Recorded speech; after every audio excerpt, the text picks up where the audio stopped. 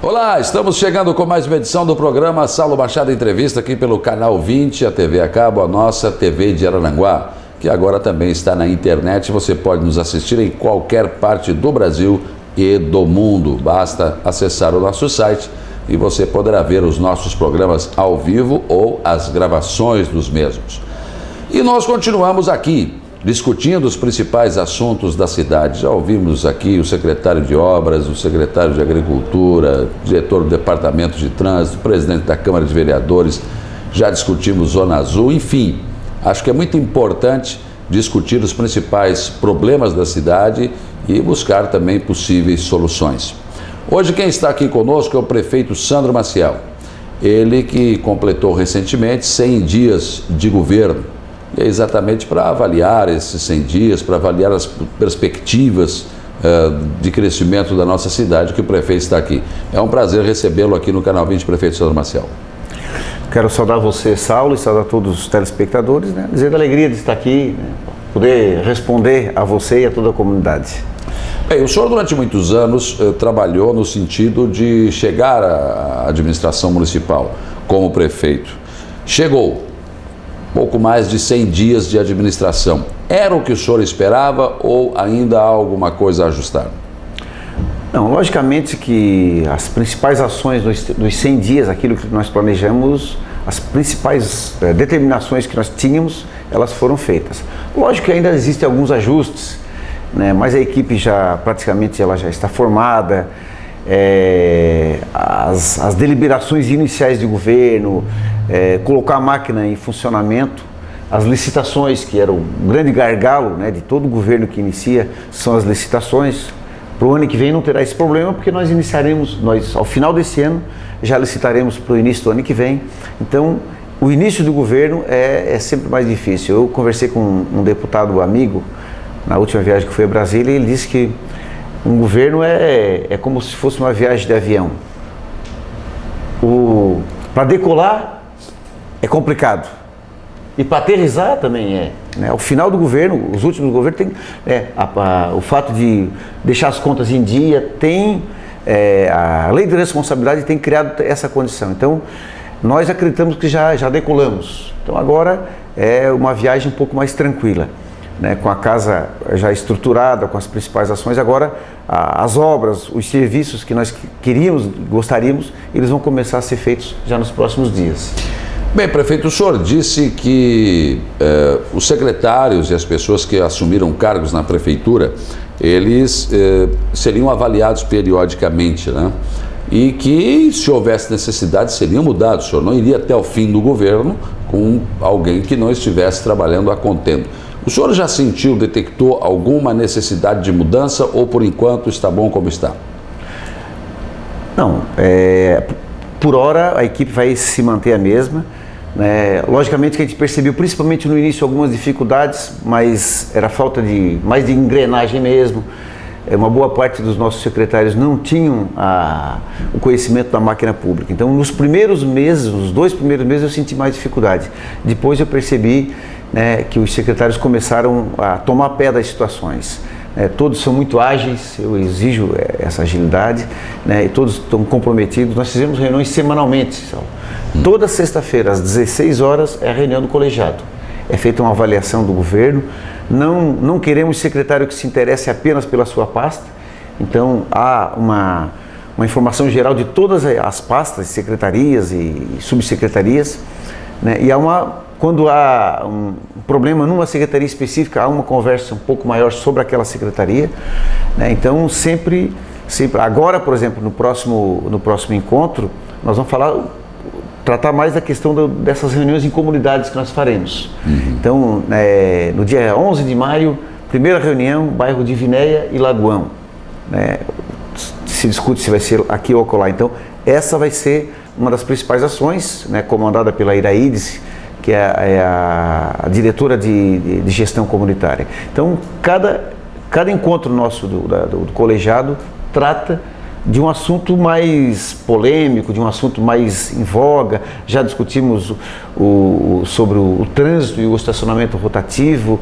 Então, sempre discutimos isso. E há uma passada geral de todas as pastas para ver, né, um encaminhamento. Todos os secretários sobre tudo que acontece no governo. Então, isso tem sido muito importante para que a máquina fique azeitada e não criem-se paróquias, secretário disputando contra secretário para ver quem faz mais. Tem que ser um governo solidário. Bem, vamos pegar aí pela Zona Azul. Por que a decisão de governo de não gerenciar o estacionamento Zona Azul e terceirizar? Por uma série de aspectos. Primeiro, nós estamos avaliando empresas que têm um know-how. Inclusive, já conversamos com algumas empresas. Nós queremos, inclusive, fazer um formato extremamente moderno, ágil. Os parquímetros, por exemplo, usados em algumas cidades, já são algo ultrapassado. Então, nós já queremos avançar muito mais nisso. Então, o know-how é importantíssimo. O que seria usado a não ser o parquímetro? Hoje, o que mais tem nos abrir os olhos no sentido de trabalhar é no sentido de criar um cartão que se compra em qualquer loja da cidade, inclusive. Né? Se o proprietário quiser doar o cartão, se ele quiser dar o desconto através de uma compra, mas é um cartão, um estilo cartão de crédito, que ele compraria nesse lugar, a prefeitura teria automaticamente já o valor garantido, porque teria um percentual que nós estamos discutindo ainda, vai ser discutido no processo licitatório. No momento que a pessoa vai estacionar, a prefeitura já sabe quais os estacionamentos que estão livres, quais os que estão parados. Enfim, a cobrança do ISS, porque a empresa vai ter que pagar ISS também, é automático. Então, é um procedimento extremamente interessante. Nós temos o velho problema da folha de pagamento. Então, contratar via prefeitura tem o velho problema de inchar a folha de pagamento. Isso nos dificulta nos reajustes futuros, nas contratações, né, por áreas que são mais meio. Né? Então, por essa razão, mas sobretudo pela questão de nós ter uma empresa muito mais gabaritada e com condições de fazer um programa bem moderno, né, e de fácil fiscalização. Bem, esse cartão como seria? Tipo o cartão de crédito? Eu vou lá, estaciono 30 minutos, perco 30 minutos de crédito, é isso? Exatamente, em termos isso. Estamos experimentando outras modalidades, mas porque a gente pôde perceber, e teve empresas inclusive nos apresentando parquímetros, mas o parquímetro, ele ocupa um espaço na praça. Ah, sim. Ele tem uma estrutura que tem que ser cobrada, paga, né? E o cartão não. O cartão basta ter uma maquininha que pode inclusive ser a própria máquina do cartão de crédito, né? Então a pessoa pode ir na loja, no supermercado, na lanchonete, né? Às vezes, normalmente na frente do seu estacionamento. E lógico que terá aquelas pessoas que vão fiscalizar o estacionamento, né, nos seus locais. A ideia também é ir ampliando, então na zona mais central da cidade, e depois aos poucos isso já era o projeto da CDL. De qualquer maneira, eu já, em conversa com o diretor de trânsito, já determinei, nós vamos criar o Conselho Municipal de Trânsito, que é um conselho que foi criado na época do então prefeito Manuel Mota, não teve atuação. E como nós estamos trabalhando muito em forma de conselhos, então nós vamos criar um conselho com representante da CDL, da Associação Comercial, da UAMA, enfim, de outros órgãos interessados, da Polícia Militar, da Polícia Rodoviária, Departamento de Trânsito e Departamento de Planejamento da Prefeitura. E esse grupo vai definir várias ações. Uma é a Zona Azul. Nós estamos discutindo algumas ruas que infelizmente já dá para nós discutir de ser mão única. Por exemplo, a rua na frente do supermercado Giasse já então, longe, é uma necessidade, né? Já é uma unanimidade praticamente. Então, essa é uma das ações que a gente deve nos próximos dias. Mas então é isso. Prefeito, aliás, sobre a Caetano Lobo, se me permita, eu acho que além de ela ser mão única, eu acho que o transporte coletivo não deveria passar por aquela rua, ela deveria ter um outro itinerário, não sei qual, teria que ser feito um estudo. Porque ali é uma rua que não é uma avenida, ela é estreita, tem o supermercado, tem o Banco do Brasil, tem um centro comercial e o ônibus ali complica muito aquele trânsito, né? Acho que deveria ter uma sugestão, muitas pessoas já sugeriram isso também, de fazer um estudo para ver se de repente transporte coletivo utilizasse uma outra via. Outra via. Não, é algo para a gente pensar. De qualquer maneira, o transporte de cargas também é algo que a gente discute daquela região. Né? O nosso sonho, nós queremos fazer durante o mandato, é o Porto Seco, nas proximidades onde é a BR-101 hoje, que será uma avenida municipalizada, para tirar o trânsito mais pesado daqui, do centro da cidade. Mas de qualquer maneira eu vou também levar a sua sugestão do transporte coletivo ser repensado. Mas de qualquer maneira essa é uma das ações, né, naquele período. Mas vamos amadurecer ouvindo algumas empresas e alternativas de empresas, e aí depois a gente discute com esse conselho e depois faz o processo seletivo. Mas eu digo tudo isso, mas não será muito demorado não. Sim. Será em bem poucos meses mesmo, nós já deveremos instalar a Zona Azul. Nós queremos que o Natal, quer dizer, todo o período natalino, né, novembro, dezembro, a Zona Azul já esteja efetivada no município de Araranguá. Falar em Natal, o senhor programou uma viagem, né, para Gramado para observar o Natal Luz, a organização, como é feito, né, como é que ele foi idealizado. E o senhor deverá ir na semana que vem. Mas, na verdade, o senhor vai lá para obter subsídios para ver se pode implementar já alguma coisa no nosso Natal-Verão aqui, porque esse Natal-Verão, o próximo, ele vai ser administrado pela Prefeitura com parcerias. Né? Exatamente. Na verdade, deixa eu até te dizer que tinham duas atividades para fazer em Gramado.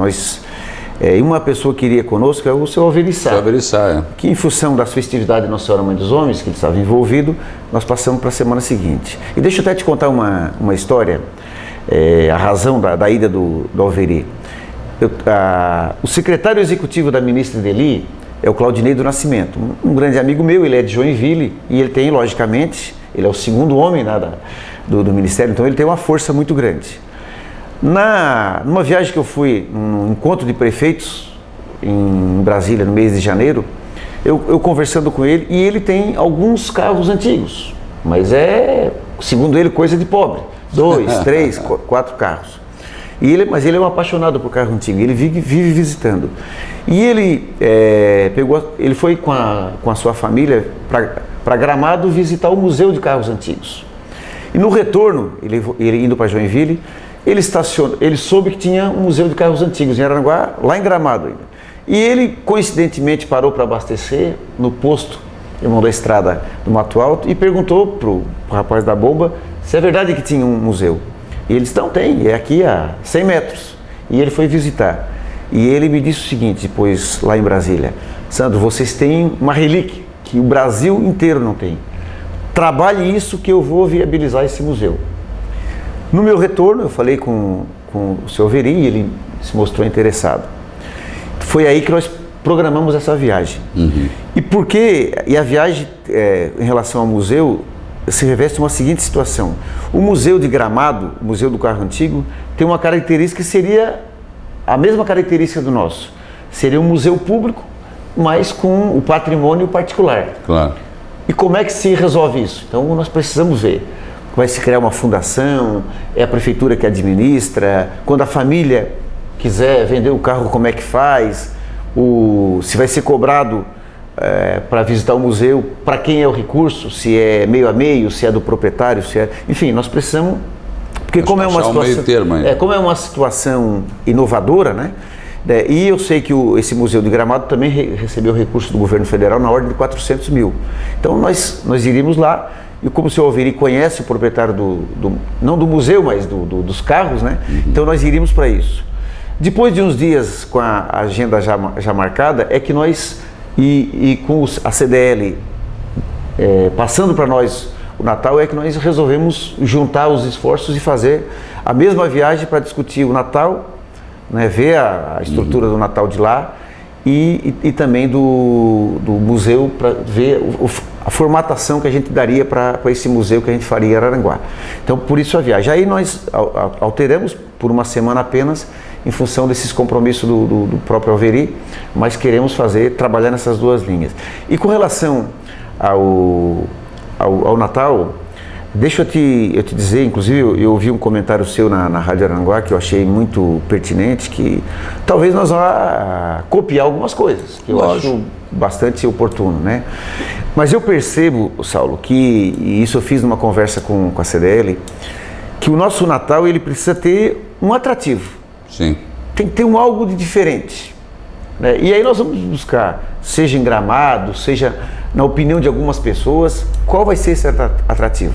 Então, vai ter iluminação, logicamente, vai ter shows, vai ter a chegada do Papai Noel, mas além disso, vai ter que ter um diferencial, que vai fazer com que as pessoas dos bairros, das comunidades, mas sobretudo de outras cidades venham para Araranguá.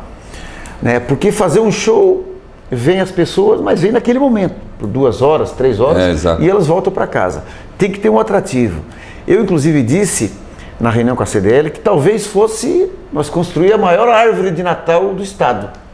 Pronto. Seria um atrativo que vem gente todos os dias, de manhã, de tarde, de noite, para ver a maior árvore. As crianças vão se interessar.